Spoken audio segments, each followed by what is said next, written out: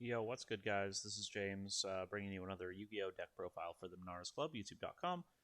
Today I'm going to be bringing you my updated Madolche deck list for the September 2021 format. The Banlist just dropped. Not a whole lot's changed, but the biggest change is you got Crossout Designator coming into the TCG pretty soon, and I figured I'd just bring you guys an updated list using Crossout Designator. This is a pretty big boost for the deck, since the deck did have some inherent weaknesses to some specific hand traps that weren't answered super easily before.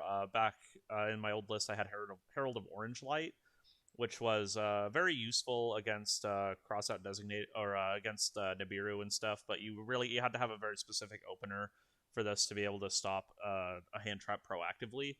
Whereas Crossout Designator, all he needs is Crossout Designator to stop a lot of things. So he's been very good. I'll just go run through the list real quick. We've got a fairly standard Madolche lineup. If you want the deck profile that goes more in depth about all of these, the main profile here, you can check out our old one we had on the channel. It'll be the last Madolche profile on the channel. And I get to run through the combo lines and stuff, and all the combo lines are exactly the same. We just changed a lot of the tech in this most recent build. But we have the one pudding cess. This is it's a brick if you open with it.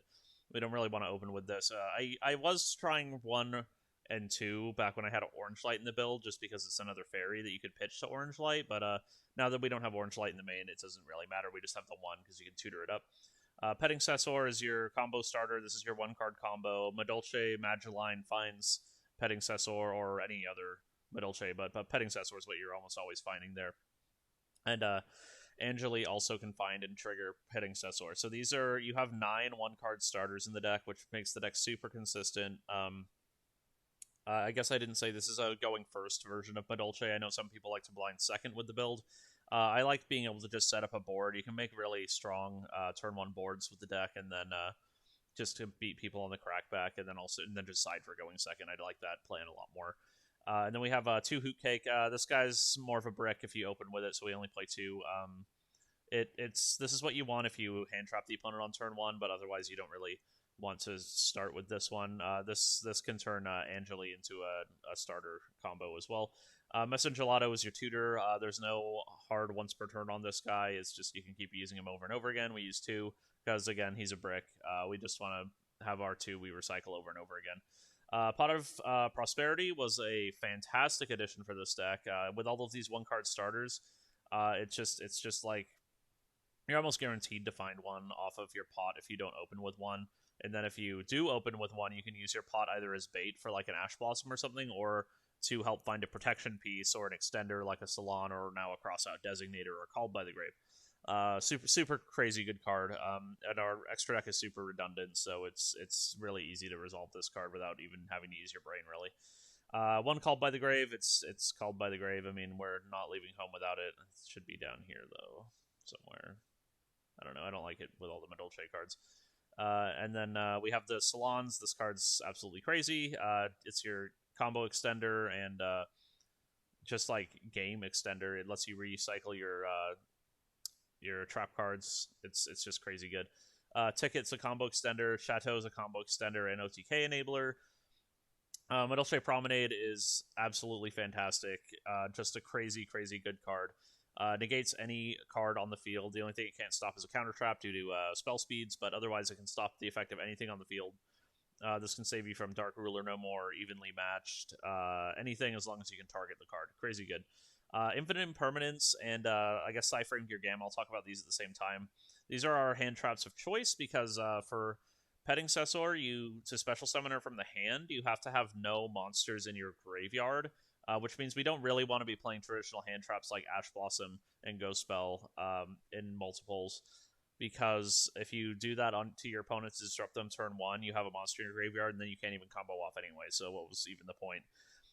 So it turns off if you have a normal hand trap in your graveyard, it turns off Petting Cessor and Magelline as 1-card starters. It does turn on Hoot Cake as a 1-card starter, but then you're losing 6 in your deck for 2 in your deck, so you're down 4 1-card starters, assuming you didn't open with 1, which is not very good. Angeli works no matter what, which is really nice.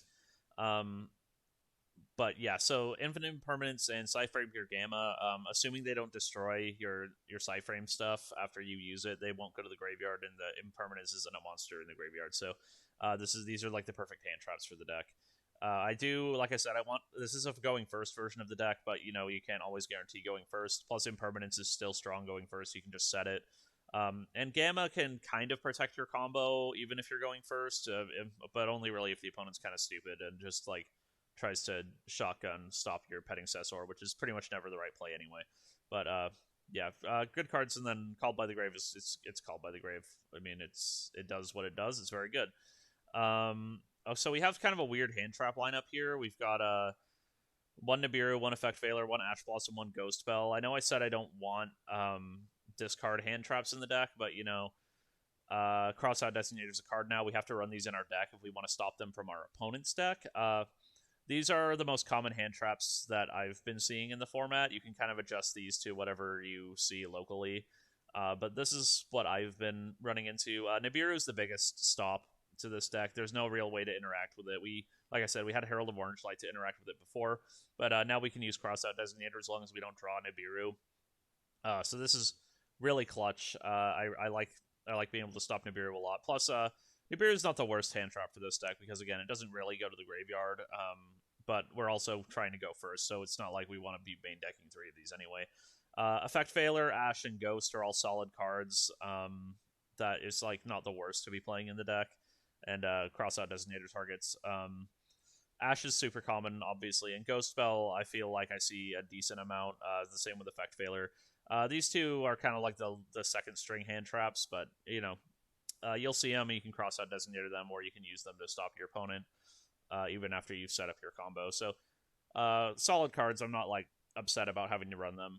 Crossout Designator is just crazy. It stops anything as long as you have the same card in your main deck. So you can even on the play, if you're comboing off, you can stop their Nibiru or whatever other hand trap. You can even stop infinite impermanence too, which is kind of sick. You can also cross out their crossout if you just this is solid going first, even if they don't have a hand trap, because you can just set the crossout. If they try to cross out you can cross out their crossout, or if they try to lead with Pot of Prosperity, you just be like, okay, cross out Pot of Prosperity. It's crazy good, and that's also kind of why we have the one.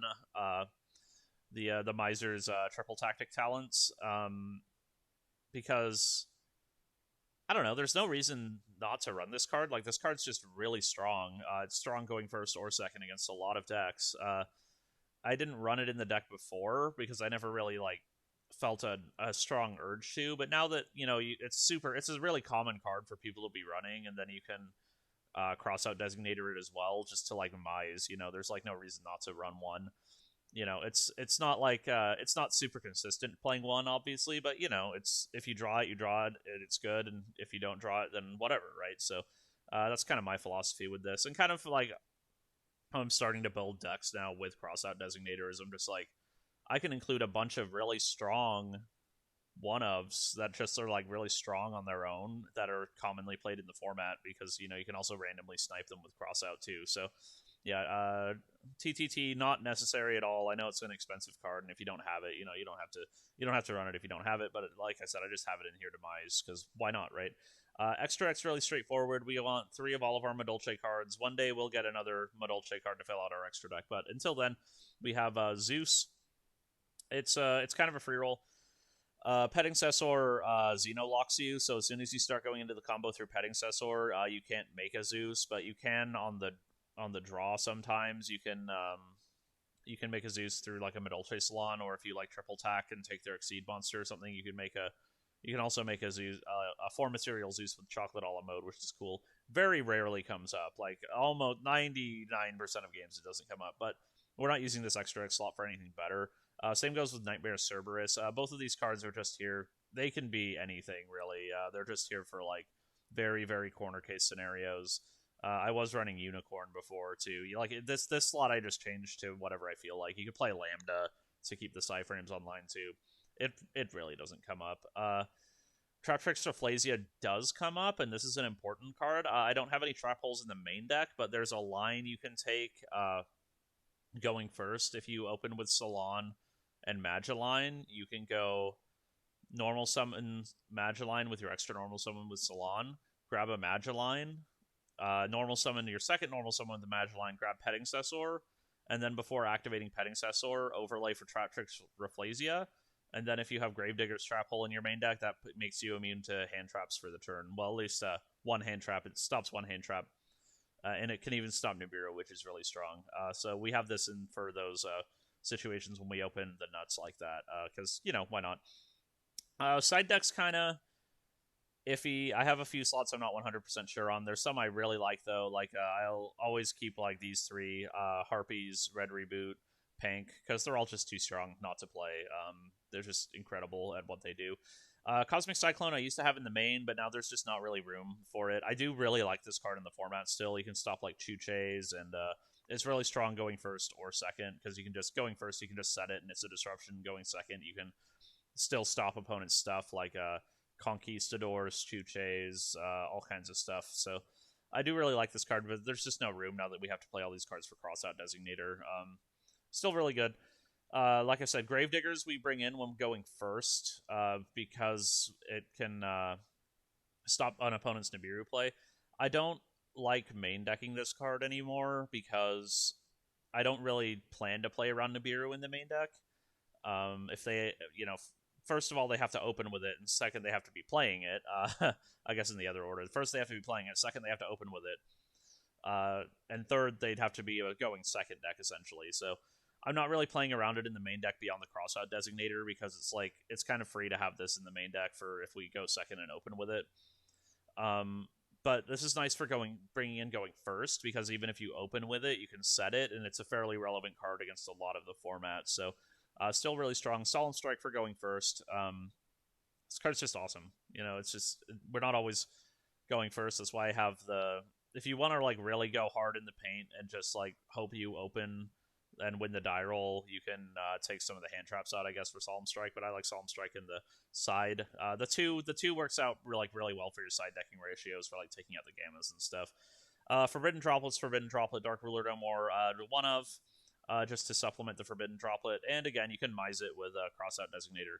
And then Herald of Orange Light just for some extra hand traps for going second. This can help fix some of your going second ratios against some various different decks, depending on how useful like Impermanences and stuff like that.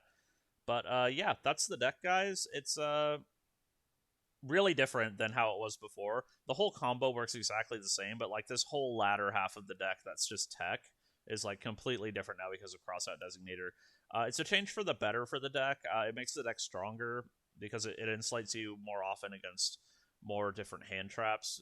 The one called by the Grave couldn't stop.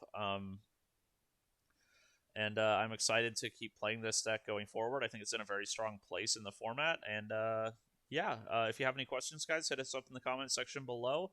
And I'll see you in the next one. Bye.